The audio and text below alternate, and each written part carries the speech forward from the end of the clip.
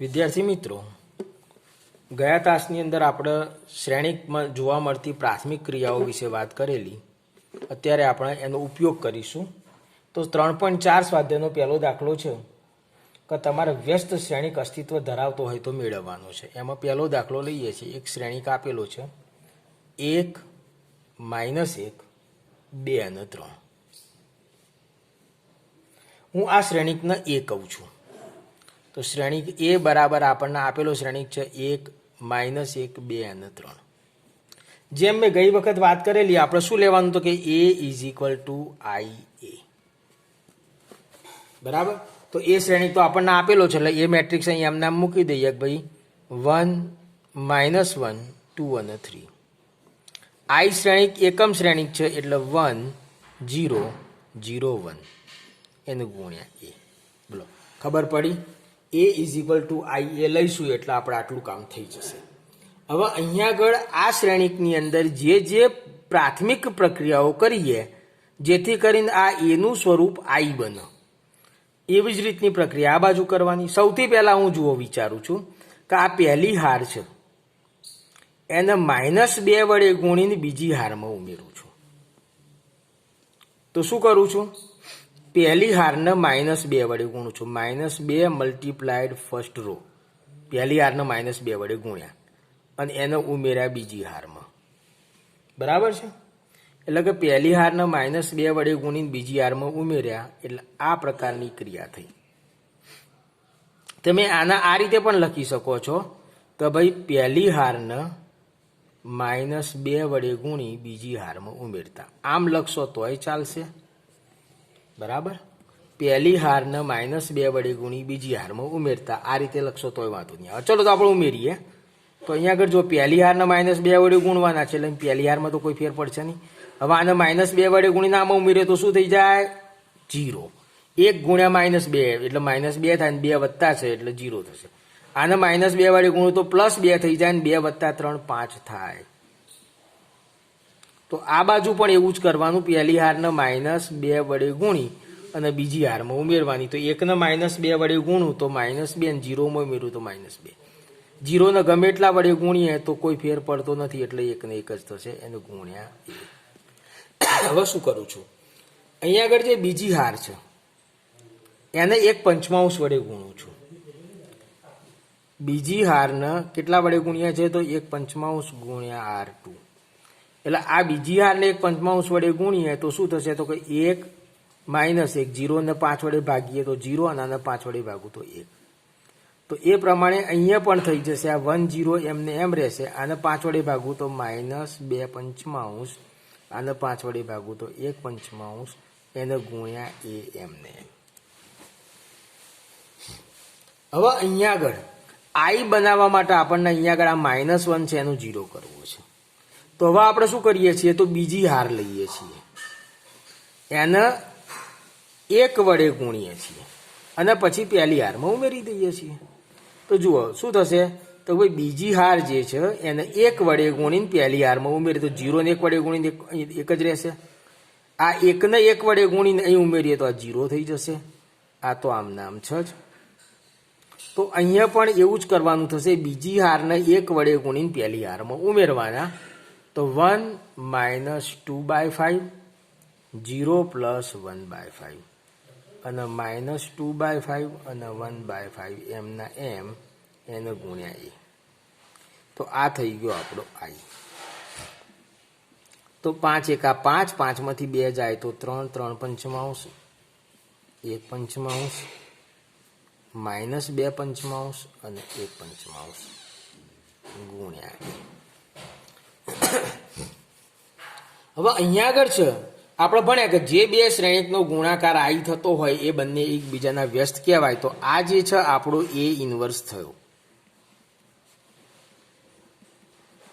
કારણ કે આનો નાનો ગુણાકાર I થાય છે માટે A ઇન્વર્સ વ્યસ્ત શ્રેણિક આપણને મળી ગયો. શું મળ્યો તો 3/5 1/5 -2/5 અને 1/5. તો બોલો, ખ્યાલ આવ્યો છે આ દાખલાની અંદર દરેકને? તો આવો બીજો એક દાખલો જોઈએ. 2-3 દાખલા જોઈશું એટલે આપણને વધુ સ્પષ્ટ ખ્યાલ આવતો જશે. તો ચલો તારો દાખલા નંબર 2 ની વાત કરું છું. બીજા દાખલાની રકમ આ પ્રમાણે છે. એક શ્રેણિક આપ્યો છે 2 1 1 1, બરાબર. તો અહીંયા આગળ આપણે આ શ્રેણિકને એ શ્રેણિક તરીકે લઈ લઈએ તો શ્રેણિક એ બરાબર શું થયું તો કે 2 1 1 1. હવે આપણે શું કરવાનું તો a ઇઝ ઇક્વલ ટુ આઈ એ. તો શ્રેણિક એની જગ્યાએ અહીં એ મૂકીશું શ્રેણિક તો 2 1 1 1. ચલો ક્લિયર. આઈ શું છે તો કે ભાઈ 1 0 0 1, ઓકે, અને ગુણ્યા એ. હવે અહીં સૌથી પહેલા આપણે બીજી હારને, આ જે બીજી હાર છે એને -1 વડે ગુણીને પહેલી હારમાં ઉમેરીએ છીએ. બીજી હારને -1 વડે ગુણીને પહેલી હારમાં ઉમેરીએ તો આ બધું શું થશે જુઓ, 2 તો હતા જ, આને -1 વડે ગુણીને આમાં ઉમેરીએ તો 1 ઓછો થઈ જશે, 1ને -1 વડે ગુણીને આમાં ઉમેરીએ તો 0 થઈ જશે, નીચે એમને એમ રહેશે. તો અહીંયા પણ એવું જ કરવાનું થશે, બીજી હારને -1 વડે ગુણીને ઉમેરવાના. તો આને -1 વડે ગુણો 0 તો કોઈ ફેર પડશે નહીં, પણ આને -1 વડે ગુણીને આમાં ઉમેરીશું તો અહીં -1 થશે. હવે આપણે શું કરવાનું છે તો 1 0 0 1, બરાબર, આપણો આઈ થતો તો 1 0 0 1. તો અહીંયા આગળ 0 લાવવો છે.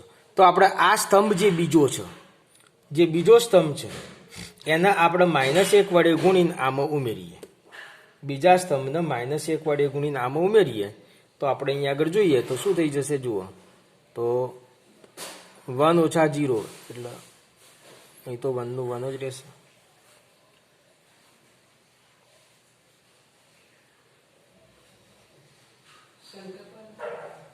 શંકર પાર્વતી અહીંયા 0 લાવવો છે.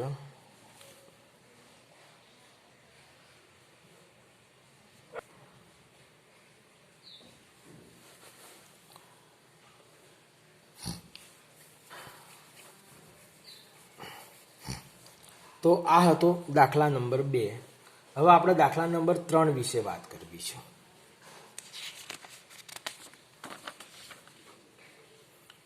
તો જુઓ દાખલા નંબર 3. ત્રીજા દાખલાની અંદર જે શ્રેણિક આપેલો છે આ પ્રમાણે આપેલો છે 1 3 2 7. તો આને હું એ શ્રેણિક કહું છું. તો શ્રેણિક એ બરાબર શું મળ્યું આપણને તો કે ભાઈ 1 3 2 7. હવે આપણે જે કરીએ છીએ પ્રક્રિયા કે a ઇઝ ઇક્વલ ટુ આઈ એ. તો શ્રેણિક એની જગ્યાએ લખીશું 1 3 2 7, આઈની જગ્યાએ લખીશું 1 0 0 1 ગુણ્યા એ લખીશું 1 3 2 7. હવે અહીંયા જુઓ તમે, તો સૌથી પહેલાં તો આપણે આના આઈ બનાવવાનું છે. તો પહેલી હારને -2 વડે ગુણીને બીજી હાર ઉમેરીએ તો અહીં 0 થઈ જશે. તો પહેલી હારને -2 વડે ગુણી અને બીજી હારમાં ઉમેરો. તો ચલો 1 3 આમ નામ, આને -2 વડે ગુણીને આમ ઉમેરો તો 0, આને -2 વડે ગુણો એટલે -6 થાય, 7માંથી 6 બાદ કરો તો 1 થઈ જશે. તો એવું અહીં કરીશું. તો પહેલી હાર તો એમને એમ રહેશે 1 0, આને -2 વડે ગુણી અને આમાં ઉમેરો તો -2 થઈ જશે નીચે, અને 0 એમને એમ થશે, અરે 1 એમને એમ રહેશે, 0 કરીશું એટલે. અને આ જે છે આના આમના આમ રાખીશું અથવા તો એ લખીશું. અહીંયા આગળ આપણે આ લખવાની જરૂર નહોતી પણ ચાલશે. હવે અહીંયા આગળ આઈ લાવવો હોય તો આ 3ને રિમૂવ કરવા પડે. તો હવે શું કરીએ, બીજી હાર જે છે એને -3 વડે ગુણી પહેલી હારમાં ઉમેરી દઈએ. તો 1, આને -3 વડે ગુણો અને આમાં ઉમેરો તો શું થઈ જશે 0 0 1. ચલો હવે અહીંયા શું કરવાનું છે કે બીજી હાર એને -3 વડે ગુણીને આમાં ઉમેરવાના. એટલે આને -3 વડે ગુણીએ તો 6 થાય, 1 + 6 એટલે કેટલા થઈ જશે 7. આને -3 વડે ગુણો તો -3 થાય, અને અહીં ઉમેરી દો તો -3. આ તો આઈ થઈ ગયો આપણો.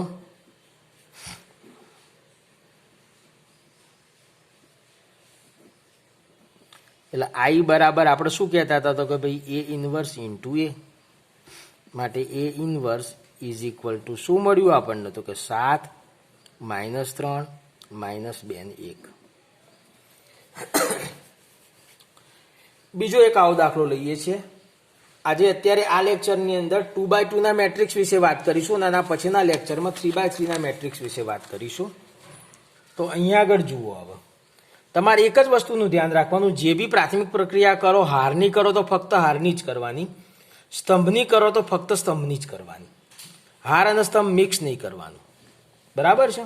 તો અહીંયા આગળ ચોથો દાખલો છે, એની અંદર મેટ્રિક્સ આપણને આપેલો છે 2 3 5 7. તો આને આપણે શ્રેણિક એ કહીએ. તો શ્રેણિક એ બરાબર શું થયું ભાઈ? તો 2 3 5 7. હવે આપણે અહીં આગળ વાત કરીએ તો એ ઇઝ ઇક્વલ ટુ આઈ એ લઈશું. તો શ્રેણિક એ જે છે 2 3 5 7 ગુણ્યા આઈ એટલે 1 0 0 1 ગુણ્યા એ. ચલો હવે સૌથી પહેલા અહીં આગળ જોઈએ તો સરળ કરવા માટે શું કરીશું? તો હા, પહેલા પહેલી હારને -2 વડે ગુણીને બીજી હારમાં ઉમેરો. પહેલી હારને -2 વડે ગુણીને બીજી હારમાં ઉમેરો તો શું થશે? આ 2 3 તો એમને એમ, 2 દુ 4 -4 થઈ જાય એટલે 5 માં 4 જાય, 3 દુ 6, 6 માંથી 7 માંથી 6 જાય તો 1.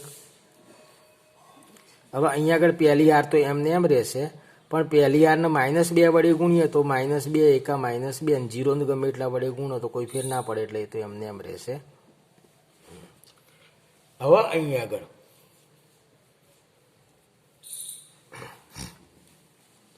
અહીં 0 લાવવાનો છે અને અહીં 1 લાવવાનો છે. તો આને -1 વડે ગુણી હવે બીજી હારને -1 વડે ગુણીને પહેલી હારમાં ઉમેરી દો. તો અહીં શું થઈ જશે? જુઓ, બીજી હારને -1 વડે ગુણીને પહેલીમાં ઉમેરશો તો 1 થઈ જશે, આ 2 થઈ જશે, આ 1 અને 1 આમ નામ રહેશે. આ બીજી હારને -1 વડે ગુણીને પહેલી ઉમેરીએ તો ઉપર 3 થશે, ઉપર -1 થશે, -2 ને 1 ગુણ્યા એ. હવે આપણે અહીં 0 લાવો છો તો પહેલી હારને -1 વડે ગુણીને બીજીમાં ઉમેરો.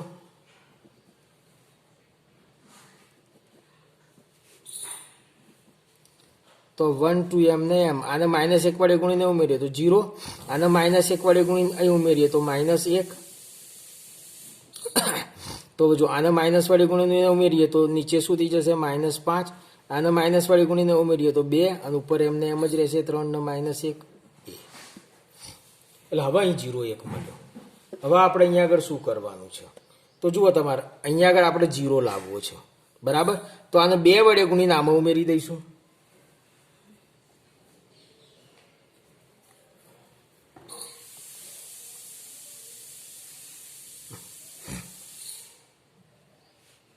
એ પહેલાં આને પ્લસ કરી દઈએ તો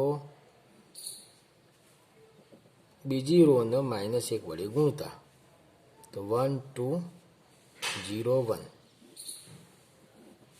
3 -1 5 -2.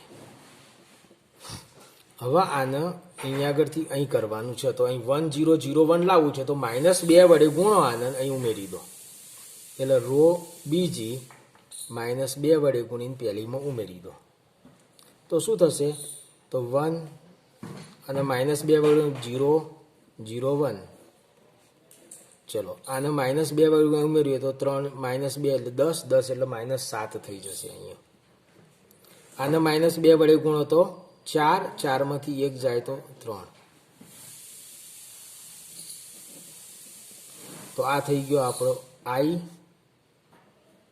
એ ઇન્વર્સ ઇન્ટુ એ, માટે એ ઇન્વર્સ બરાબર -7 3 5 -2 આ મળશે.